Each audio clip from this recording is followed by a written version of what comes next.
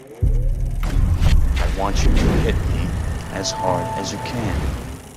Hi, I'm Luke Ryan for JoeBlow.com and welcome to Top 5 Movie Mistakes. Whether it's Citizen Kane or Troll 2, in every movie, somewhere along the way, someone has screwed up. Oh my god! Alright, so with Back to the Future Day officially behind us, the Back to the Future trilogy is now completely in the past. Whoa, this is heavy. As of October 21st, 2015, we have seen Michael J. Fox actually putting on a pair of self-lacing Nikes. We've seen Tony Hawk riding a legit hoverboard. We've seen the sale of Pepsi Perfect, thumbprint recognition technology, instant video messaging, and of course, faxing. Please, no, I cannot be fired. I'm fired. Ah! So no, we didn't get flying cars, but hey, at least we've got Blade Runner Day to look forward to in 2019. I mean, let's not be too hard on the makers of Back to the Future Part 2, because the real reason we don't have flying cars in Jaws 19 in 2015 is pretty simple. When Marty and Doc went back to 1885 and crashed that train into the valley, spoilers, they set off a knock-on effect that rippled through the ages across 130 years of scientific progress. And instead of hoverboards, we got smartphones. Great Scott! Well, that's my theory anyway. Now, I'm a big fan of the Back to the Future trilogy, like a really big fan. So it's going to be hard showing you some of the stupid mistakes in Back to the Future Part 2, but hey, someone's got to do it. He's an asshole. Number 5. In this scene on the good old 27th floor of Biff's hotel complex, most people noticed the significant change in Lorraine McFly. What I noticed though was how her bare feet magically spawned a pair of fluffy slippers. Without slippers, with slippers, without slippers, with slippers, and so on, and so on, and so on. How can something like that go unnoticed? I mean, even Leah Thompson should have stepped in and said, hang on a minute, I wasn't wearing these earlier. Come on, Leah Thompson, you dropped the ball, you dropped the ball. He was right, and I was wrong. Thank you.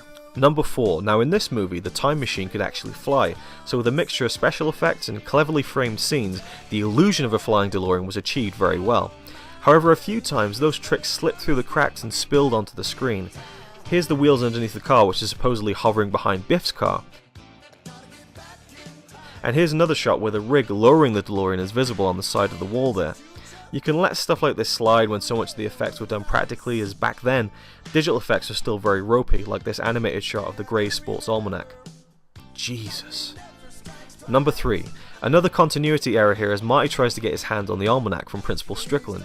Marty has to move these two flags out of the way to get to the book. Pretty simple, right? But when we go in close, the flags have mysteriously moved apart, so he has to move them back together again, where they already were half a second ago. Huh? Number 2, I love this moment where Doc Brown is giving Marty some dollars from 1955 in this special case he has prepared. It's such a great little moment that shows Doc in his complete element, and wait a minute, let's run that back. No, did you see that? Okay, there's a tripod reflected in the case.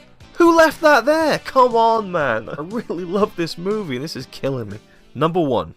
The biggest offender may seem small, but it's so bizarre that it has to take the top spot.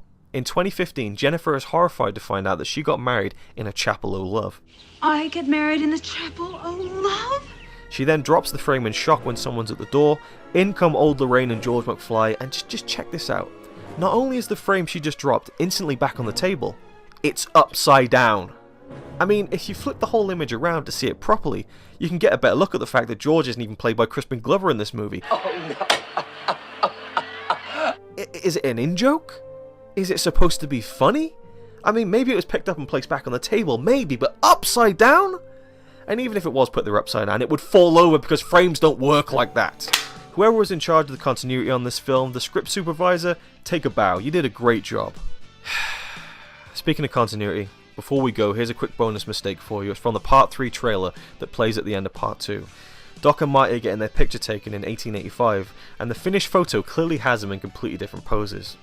Again, the mind boggles how this stuff happens. I mean, I love these films so much, and I feel like I'm slowly ruining my childhood.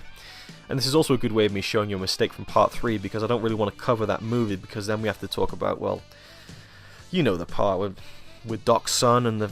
No, please don't. I mean, I'm not looking. Oh, God. What the hell is going on here?